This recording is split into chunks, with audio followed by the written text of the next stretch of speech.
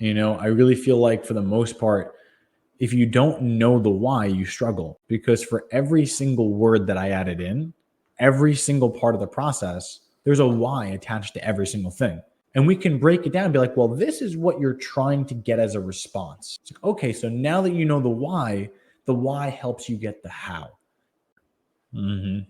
It's crazy to think what we're really capable of when that why is cemented. So my first challenge on this podcast is, do you actually know your why? I feel like it's incredibly important to what we're talking about, Joe. Is it cemented, and do you go over it almost, daily for yourself and for your staff, for your team? Are you serving the why in that mission? Go ahead, brother.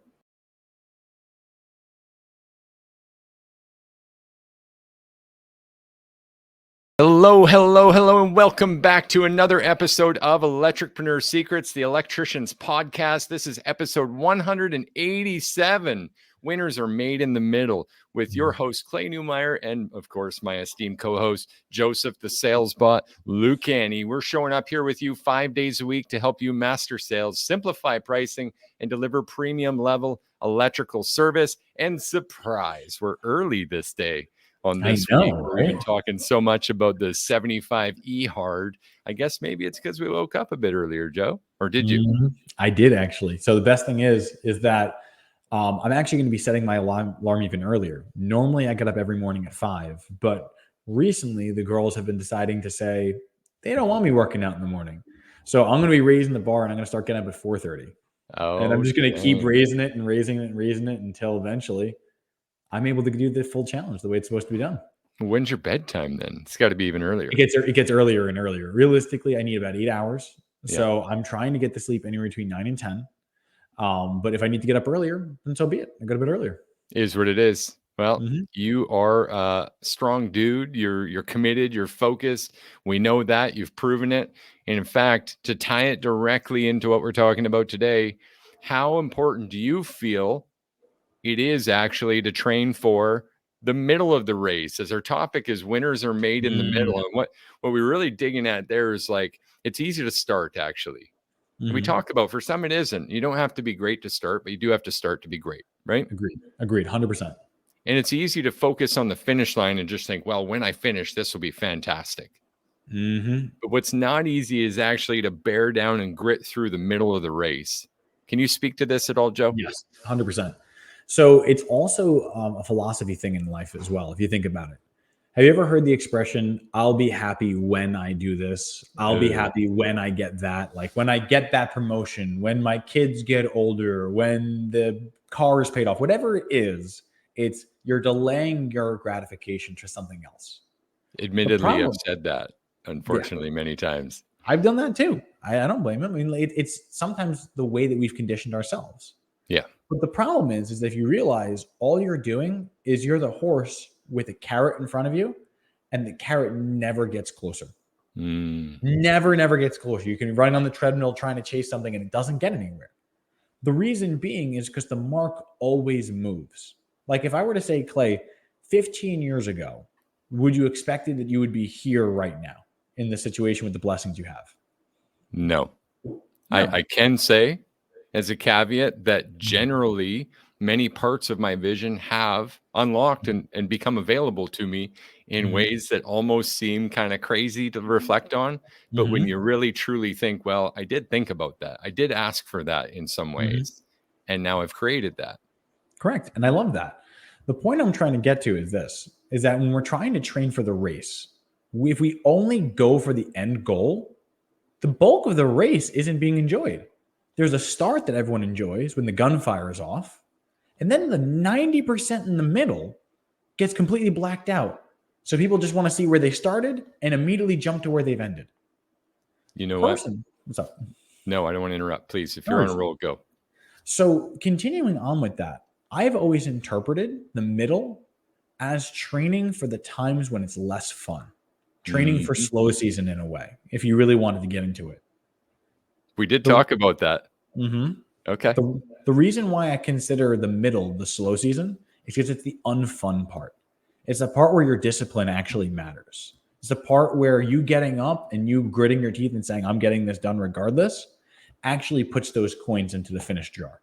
Yes. Yes. And as you talk about this, I can't help but be brought back to this expression I've used many times, is that losers are focused on the scoreboard. In other words, the finish line. Mm-hmm. They're focused on the start and the finish, but winning happens in the middle. Winning happens in running the play consistently. Winning happens in keep showing up no matter what you're feeling. Correct. That's kind of the discipline that this whole week's been really built around. It has. And I have a good quote we for it. Condition ourselves to continually show up? Yes. Thanks for letting me fit that. No worries. I actually have a quote specifically for that. All right. So granted, this shows what I'm watching with my kids, but yesterday is history. Tomorrow is a mystery. But today is a gift. And that's why it's called the present. You can appreciate what you have right now because that's really the only moment that's actually real. The past is always going to be affected by your thoughts of it. Your future is always going to be broken down by your projections of it. But the only real tangible thing you have is this living moment right now. This breath connected to the next breath. If you can find joy in that space, then it doesn't matter how long away that goal is, because you'll notice it just goes by. Wow. Because you're counting day by day. You're saying, I'm not counting 20 years. I'm counting 20 hours. Yeah. I want to relate this to a bigger picture and then narrow back down to even our program. Sure. 80% of businesses, on average, small businesses, do fail. Mm-hmm. And it tends to be within 3 to 5 years. Mm-hmm. And even in our program, we've seen the ability to accelerate businesses at an extreme pace, like Eric and Mandy last week, who've been at it for a while, for sure. But that growth is so fast. We've had other people like Dorian join us and within a couple months make 120K, where others take years to make that 120K, or maybe the first year goes by to make the 120K. Mm-hmm. That's an incredible feat. But what it does not change is this middle of the race syndrome that is, do I have the intestinal fortitude to continue to run the play even through the off season, Joe? And I think that's where there's still a struggle. And we kind of have to be in this together and just absorb it, because growth is not linear. It might be linear for a period and at times even exponential. But even the people who are saying, look, my business doubled year after year after year, and now I'm at $1 million a year, that was not linear. They face challenges in that too. And it's not even so easy to reflect on them today because years have passed. Just like it's not so easy to reflect on the wins of last week. That won't hold you up in the middle. That's where the training counts, isn't it? Correct. You need to have something that almost is like an anchor to you. Like, this is my rock. This is what I'm clinging to. This is the play that I run. I go to my calls. I run this play. I have this mindset. I own this creed. This is the way. Really powerful. Really powerful. And that reminds me of, let's go Simon Sinek here to pull reference and another guru into the space. Simon Sinek, Start With Why. You ever heard of that book, Joe? Yeah. There's a nice little diagram that I actually love in it, and I reference it a lot. I do. Maybe not on the podcast, but in my mind, in my thinking, in my strategy. Start with why, to me, is those 3 egg shapes. And they're growing, and why is in the middle. And Simon said this in that book and around that topic. Most know what they do. Many know how they do it. Few know why. And that speaks to electricians on a whole different level, doesn't it? It really, honestly, really does. Most electricians are in this space as electricpreneurs still thinking that it's about electron flow, that it's about the Romex between the studs, that it's about the staple spacing as per NEC or CEC. Little shout out to the N before the C there, which are my initials, by the way, CN, if you didn't make that connection. Sweet. Gosh, my brain works in funny ways. The point is, that's not actually what helps you succeed in business. And that's just such a small piece of the how and the what. Does that make sense? It really does. I really feel like for the most part, If you don't know the why, you struggle. And I think that's one of the reasons why our program is so effective, because for every single word that I added in, every single part of the process, there's a why attached to every single thing. Some people will say like, well, why do I say it this way? And we can break it down and be like, well, this is what you're trying to get as a response. If you remove one word, does that change the inflection? It's like, oh, it does. It's like, okay, so now that you know the why helps you get the how. Mm-hmm. And we've all heard of stories of like car stalls on a train track, kids in the back seat, a parent gets out and moves the car by physical force personally, right? And that person could be injured, or a small female person, or like we've heard these crazy stories in moments of, I've got to do this. That why is so powerful that nothing could stop me short of my limbs falling off and me literally catching fire. Mm-hmm. It's crazy to think what we're really capable of when that why is cemented. So my first challenge on this podcast is, do you actually know your why? I feel like it's incredibly important to what we're talking about, Joe.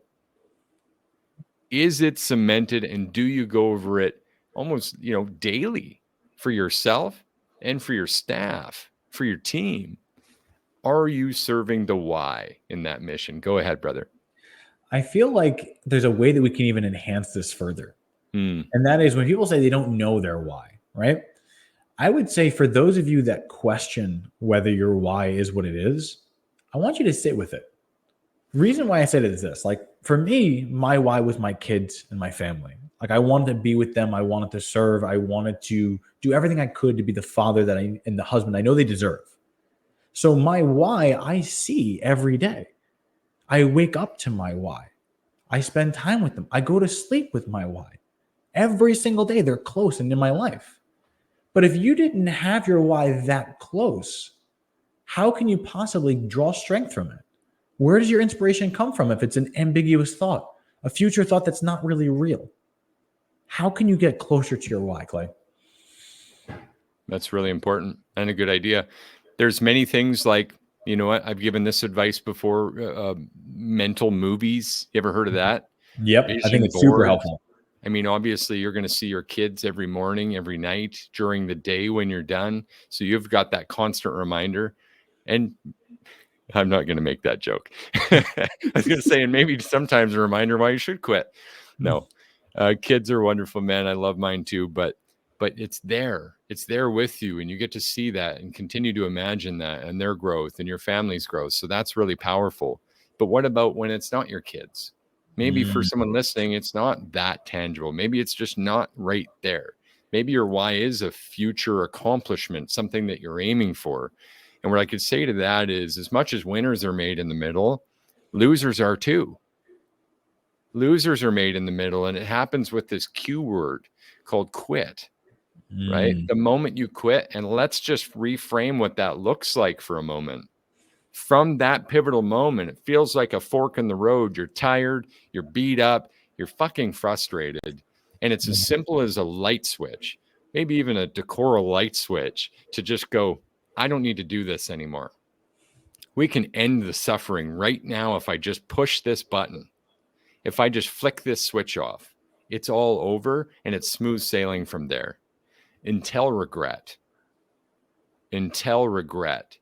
Whereas winning, on the other hand, means continuing to take accountability, continuing to face this challenge, continuing to acknowledge that I put myself here, and continuing to acknowledge that I'm in a valley right now and there's a fucking climb ahead. It's not done for a while. It's going to suck. It's going to hurt. But there's going to be peaks there where you're going to get a view like you never had before. That makes sense, Joe? It really, really does. And there was something I wanted to speak to, because you made a phrase called mental movies.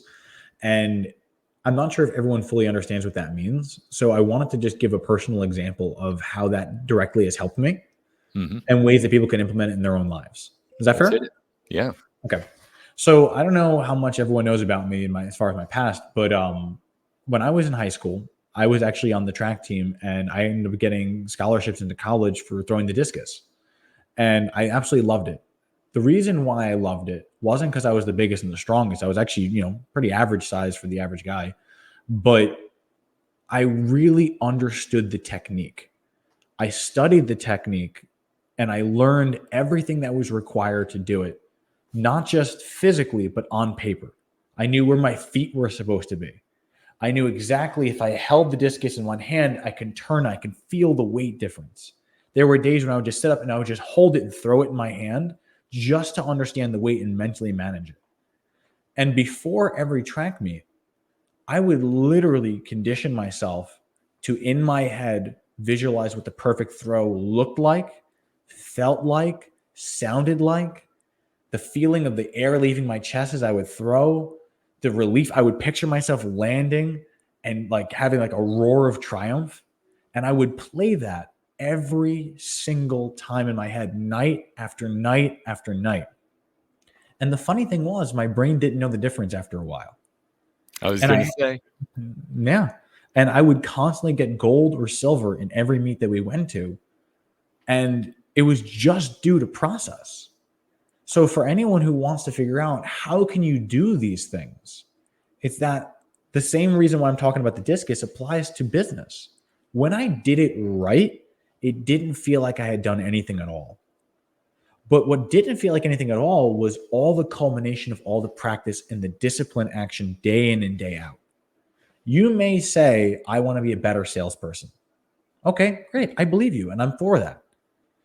But when you know you're a good salesperson is when you show up to a call calm and cool, and you get the sale without feeling like you really tried to get it. But it wasn't because you just winged it. It was because you could slip into autopilot because of all the mental movies you've given yourself. That's how you get past it. Massive, man. You just reminded me again. I know we talked about this the other day. I don't think it was on the podcast.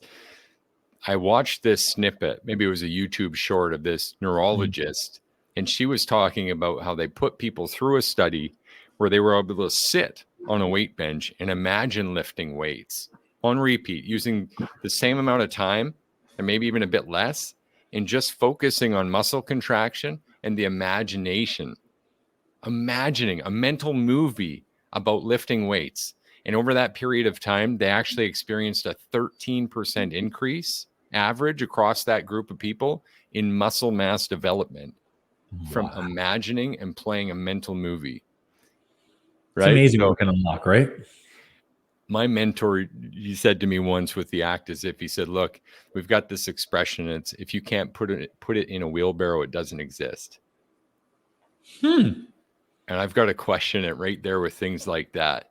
If you can create that level of development before ever actually having done the activity, to me, that does exist. And acting as if is a superpower, and it can and will get you through the middle of this race, so long as you can focus, have dedicated focus on that why, that mental movie, and everything you need that's on the other side of the finish line for you to keep pushing towards it and not flick that switch, because that switch is right there with regret, as we mentioned. Isn't it crazy how, like, if you think about it, like, let's almost cartoonify it in a way. When people say that switch, that off switch, it's right there, but it's also right next to the go button. They're literally within one hand span away from each other. I could either stop right now and go back to sleep, or I can hit the go button and do it right now. And you'll find 100%. that the doing of the thing, like, I've never woken up and gone to the gym and then wished I had gone back to sleep. But I have gone back to sleep and wished I had gone up and gone to the gym. I don't ever regret not doing something, but I do regret not doing something, because when you get to the finish line and you look back and you see all the piles of crumbs you left behind, all these success hills that you mowed through because you wanted the easy way, and you're like, wait a second, I'm only a little bit better off than when I started. Yeah, because your discipline wasn't strong. Discipline is being willing to climb the mountain to raise your elevation. I mean, think about it. I mean, even if you want to go even further, can I make an offshoot example? Please, go ahead. Say, for those who are familiar with the Gurkha, which is a Nepali type of soldier, their elevation in the Himalayas is so high that it actually requires you to develop your lung strength to deal with less oxygen and thinner air in order to survive, to do anything, to climb the mountains of the Himalayas organically, naturally. You need to have a conditioned body. But if you took that same person and you brought them to a lower elevation, you'll find they can run for hours. But if you did the inverse, we took one of us and put it at a higher elevation, we're not ready. Why? The difference is the condition of our environment, but also the environment we put ourselves in. If you're willing to say, I am willing to go in a place where the breathing is hard because I believe in what will end up my result when I'm done, you're not complaining about how hard it is to breathe. You're like, you know what? This is going to be worth it. This is not going to be hard. And every time it gets easier, suddenly it's like, you know what? I'm a little bit better. I'm a little bit better, a little bit better, a little bit better. That's the point we're trying to get to. I'd rather stay where the air is thin, but I know the climb is worth it. Deep stuff, man. Deep stuff. The only other insight I can offer to that is what we recognize is you cross the finish line from not looking around and focus on what others are doing. It's just a wholesome central focus. Like, you've got to focus on you. You've got to get across this. And so what we don't notice along the path is all the people that drop off. And what tends to happen next is you arrive somewhere that's blissful. It's emotional. And honestly, fewer are the ones that reach it. It's a less crowded place. Mm-hmm. And what you learn in that experience is that you yourself can go from A to B, that you do have control over it. And there's an empowerment within that only the people who have done challenges like we put up this week, only the people that are able to truly control themselves and ride that discipline through those waves, the peaks and the valleys, to accomplish something truly difficult, which in almost every case at this day and age, to get, some from what Mel said earlier, we live in a culture addicted to the dopamine rush of new and fast things. In this day and age, that's the difference. Winners are made in the middle, and you'll be able to recognize the people that are also in the middle there with you, the people that are able to come through that, and you could see it. It's like X-ray vision for people that have that intestinal fortitude. You can just see it. I think I already gave an action item, Joe, and that was having that mental movie, having that why. Mm-hmm. What do you think for adding to that with an all-star here and finishing us off for this week? I can do that. So right now we're doing the 75E hard challenge. And a lot of us may say that it's a little hard to do, right? I can't figure out how to do the steps. I would say with the all-star action, I'm going to go a little bit further with your mental movie. All right. And I want you to not only just visualize the doing, I want you to visualize the satisfaction after the doing. So like, I'll give you an example. We're supposed to work out for 45 to 60 minutes every morning, right? Getting up 45 minutes early sounds terrible. But if you can mentally envision yourself after it, okay, 5:45, I put down the weights.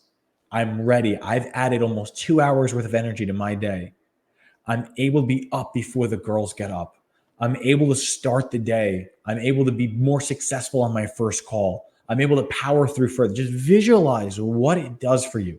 Starting a day in gratitude, midday gratitude, end day gratitude. What would that person look like? You can even, for the all-star action, go even further and say, even if you don't want to make it you, say, what would this person look like who did this activity every day? Get them into a box, figure it out. And then once you do, say, how would that person feel after they completed it? If you can already mentally attach to the dopamine rush, you're getting the rush, a taste of it before you even have to pick up the weight. And that makes it that much easier because you already know you're being trained for the rush. You're not being trained for the activity.